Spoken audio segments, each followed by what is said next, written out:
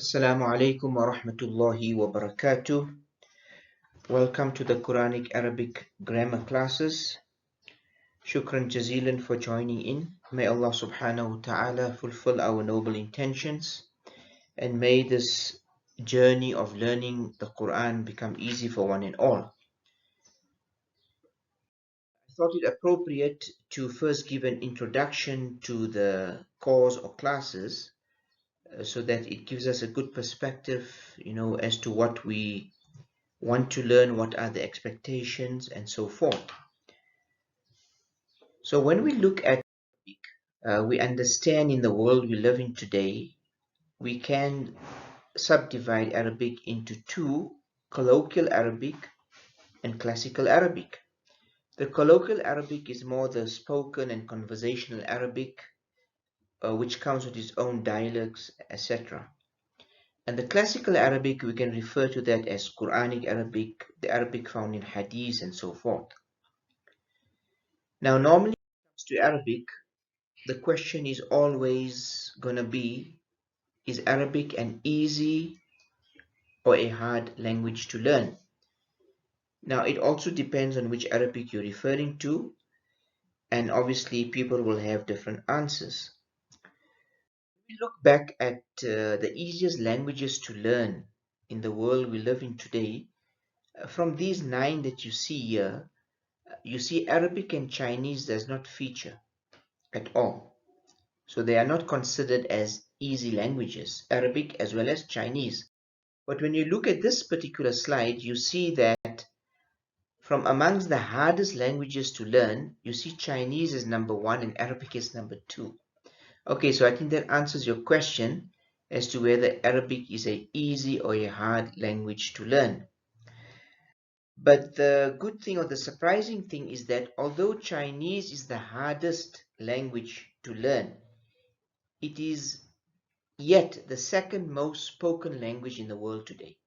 For different reasons. One is the population of China alone is big. Secondly, a lot of people travel there for business, whatever the reason may be.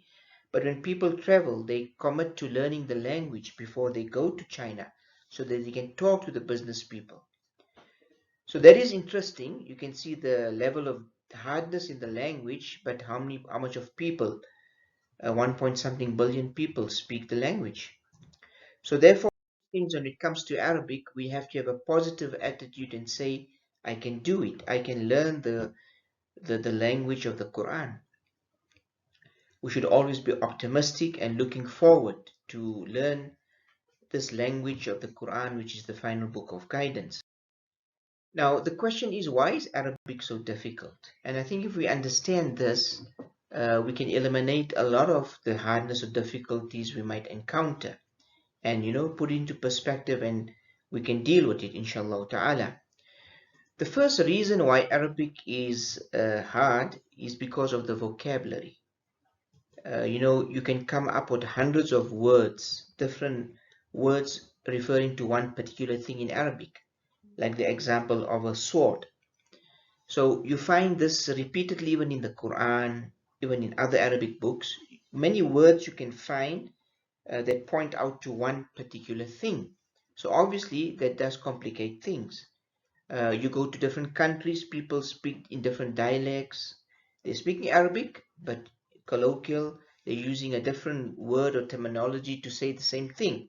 So that's what makes it difficult. But the good thing about Arabic is, although it's full of vocabulary, as we know, right? But it's repeated. So the Quran is full of repeated words. And secondly, when you're learning Quranic Arabic, you need to just understand from Arabic to English.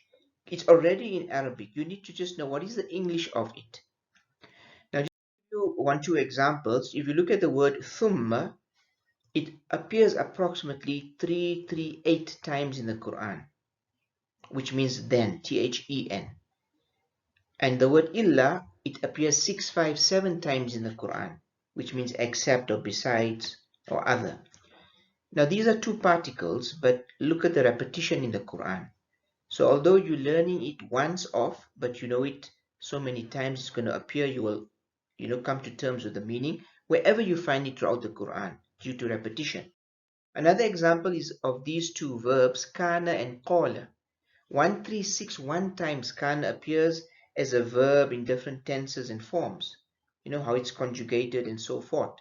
Same as qala, although the verb gets inflected and conjugated, but 1719 times approximately it comes in the Quran in its different forms, tenses, and conjugation as it appears, conjugated form. So you can see the repetition. So that's the good part. That is a lot of repetition. So there's a lot of words, but a lot of words have been repeated throughout the Quran. Amila and alima, another two verbs, 318 times versus 518 times, all to do with these two words. The second reason why Arabic is hard is because of vowels. Other languages, you don't have this problem of the short vowel, long vowel, double vowel, and so forth. So because in Arabic, words end in vowels, they take vowels, and it ends in vowels. It impacts on, the whole learning process. You find that's another reason why people find Arabic to be difficult, because change in the vowel can be change of the meaning of the sentence. The third reason is because of dialects. You find that throughout the world, wherever you travel, in the Arab world especially, they have a different dialect they speak. And obviously, sometimes it's difficult to grasp what they are saying, and sometimes the way they express themselves is very different from another country or region. So because of that, you find the difficulty in the Arabic language. Generally, I'm speaking of Arabic as a language in general. The fourth reason is because of the verb inflections. Verbs are inflected and conjugated. It takes different forms, different tenses, so it's a whole study on its own that complicates a lot of things. It's not as simple as nouns. It's more complicated. And the last reason is because of the rules. People don't like to learn rules. So you have a lot of grammar rules in Arabic. In any language, when you're learning the language, there's always going to be grammar rules. So this is the fifth reason what makes Arabic, or why Arabic is so hard. Now, just to make things clear from the beginning and the onset, I just want to speak of Arabic skills to make us understand that, look, the one skill is the reading skill, the other one is writing, the other one is speaking. When we are doing this particular course, or we are committed to these classes, then remember we are not dealing with the reading, writing, or speaking skill at all. So I'm not going to be teaching you how to express yourself in Arabic to say certain things in a particular environment. That's more conversational Arabic. This is Quranic Arabic. So for Quranic Arabic, we try and develop the skill of understanding the Quran, okay, through the grammar lessons. So just make that clear, that not to say if you do Quranic Arabic, you won't be able to learn how to speak. You can already be on the road towards learning how to speak. That's on its place. But the course is not for that particular purpose. Speaking on Arabic grammar, just to make you understand, we normally deal with two major subjects known as sarf, which is the morphology on the left, which is the study of verbs, and we also deal with syntax, which is nahwa, which deals with nouns, particles, and other aspects. It deals with construction, of the sentence, arrangement of words in a particular sentence or ayah of the Quran. Now, when we're doing Quranic Arabic, we will try to integrate these two subjects, Sarf and Nahwa, inshallah ta'ala. And Arabic grammar is so important that you find what you had in the early days of Islam was scholars of grammar who were from Kufa, known as the Kufiyun, and scholars of grammar who were from Basra, known as the Basriyun. And they also had some difference of opinion amongst themselves when it came to some grammar rules. Very interesting, very, beautiful discussions they have in the grammar books. So just like how you have, different school of thoughts in fiqh and so forth, you find the same in Arabic grammar. So it's quite rich. When we look at the importance of Arabic grammar, you see it from these three statements that I've put here. The one says that as-sarfu ummul ulum wa nahwu abuha. Morphology is the mother of the sciences and syntax is the father. This is how much of emphasis the scholars of grammar gave to sarf and nahwa. And then some of the scholars used to say this particular saying, some have attributed to Ali radiallahu anhu, wallahu alam, Allah knows best. تعلموا النحو كما تعلموا السنن والفرائض. It learned syntax like how you learn the sunan and faraiz of your deen. That's how much of importance was given to the study of syntax. And on the extreme right, you see النحو في الكلام كالملح في الطعام. Grammar in speech is like salt in food. Without the salt, the food is tasteless. Without the grammar, the speech is also tasteless. Okay, so this makes you understand how important is, grammar. And obviously now you speak of Qur'anic, classical, Arabic, how important that would play in learning the language of the Quran. To give you one example, just to make you understand grammar. The Quran says, قَتَلَ دَاوُودُ جَالُوتَ. Now, if you don't know the history, you won't know who killed who. Okay, so even if you know qatala means killed, but you got two names, Dawood and Jalut, you wouldn't know who killed who unless you learn the grammar. When you learn the grammar, you'll understand why you say Dawood killed Jalut. Forget about the story, right, the history. But when you look at the sentence at the bottom, it says Qatala Dawuda Jalutu. What I've done here, I've changed Dawudu to Dawuda and Jaluta to Jalutu. And then it conveys a different meaning just by playing around with the vowels. So that makes you understand. You learn these finer points when you do grammar. And that is how you are able to pick up. Likewise, in Allah bari'u min al-mushrikina wa rasuli. If I read wa rasuli, it's incorrect. If I read the bottom one, wa rasulu, it's correct and it conveys the correct meaning.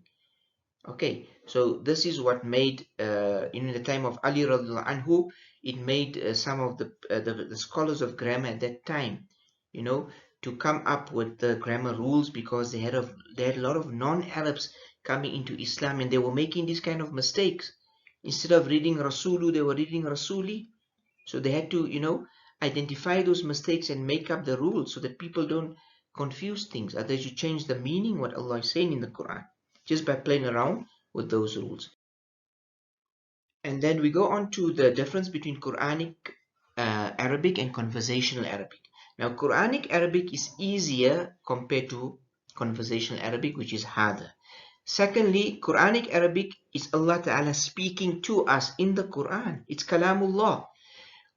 Conversation Arabic, we need to speak. We need to construct the sentence. So we need practice. We need the environment. It's very different. The third difference is that in the Quran, words and phrases are confined to the Quran. Whatever you learn in Quranic Arabic, it's going to be confined to Quran. Conversational Arabic is the environment that determines the words and phrases you need to use in that particular environment. If you're in a hospital, you need that kind of environment to determine what you want to tell the doctor.